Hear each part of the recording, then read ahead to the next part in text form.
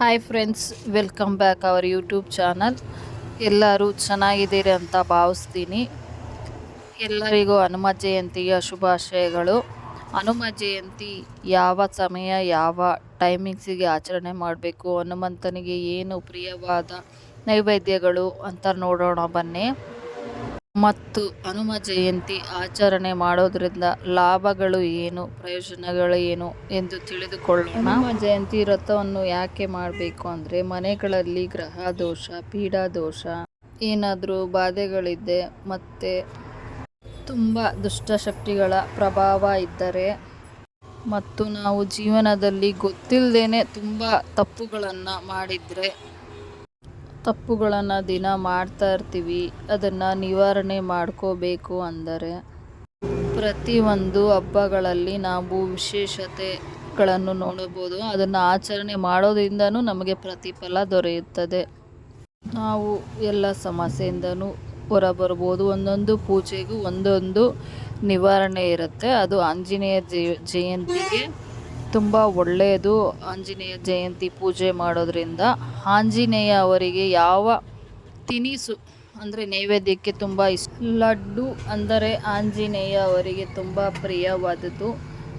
ಲಡ್ಡುವನ್ನು ನೈವೇದ್ಯಕ್ಕೆ ಇಡೋದ್ರಿಂದ ಆಂಜನೇಯನಿಗೆ ಖುಷಿಯಾಗುತ್ತೆ. ಮತ್ತು ಜೇನುತುಪ್ಪ, ಬಾಳೆಹಣ್ಣು ಆಂಜನೇಯ ಸ್ವಾಮಿಗೆ ಪ್ರಿಯವಾದದ್ದು. ಹನುಮ ಜಯಂತಿ ದಿನ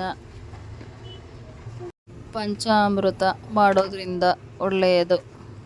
ಜೇನುತುಪ್ಪ ಹಾಕಿ ಮಾಡೋದ್ರಿಂದ ಒಳ್ಳೆಯದು. ಮತ್ತು ಬೆಲ್ಲದಿಂದ ಮಾಡಿದಂತಹ ಸಿಹಿ ಪದಾರ್ಥಗಳು ತುಂಬ ಇಷ್ಟ. ಅಂದರೆ ಸಿಹಿ ಪೊಂಗಲ್ಲು ಕೂಡ ಮಾಡಬಹುದು.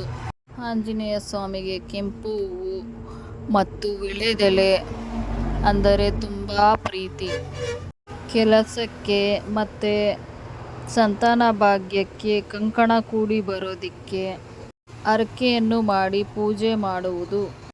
ಈ 3 ಕೆಲಸ ಈಡೇರಬೇಕು ಅಂದರೆ ಹರಕೆ ಹೊತ್ಕೊಂಡು ಮಾಡೋದ್ರಿಂದ ಬೇಗ ಪ್ರತಿಫಲ ದೊರೆಯುತ್ತದೆ.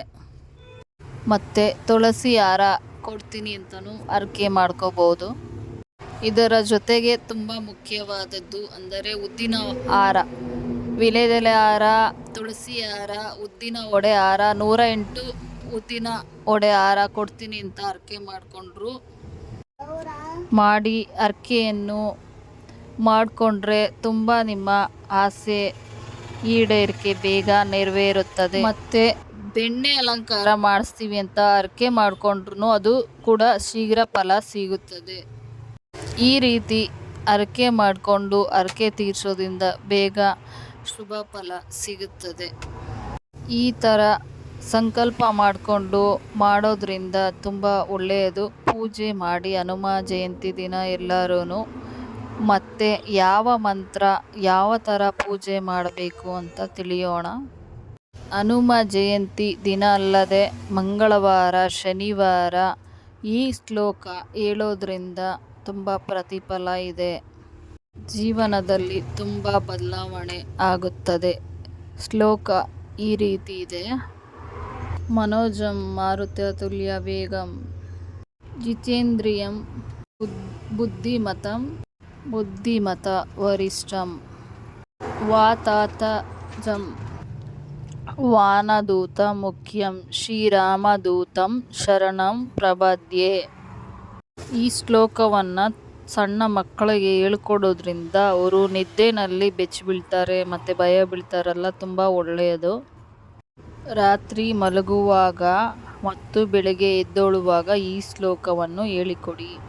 ರಾಮನ ಆಂಜನೇಯ ಅಷ್ಟೋತ್ತರ, ಸುಂದರಕಾಂಡ, ಹನುಮಾನ್ ಚಾಲೀಸ್ ಇದೆಲ್ಲ ಮಕ್ಕಳಿಗೆ ಹೇಳ್ಕೊಡೋದ್ರಿಂದ ತುಂಬಾ ಒಳ್ಳೆಯದು.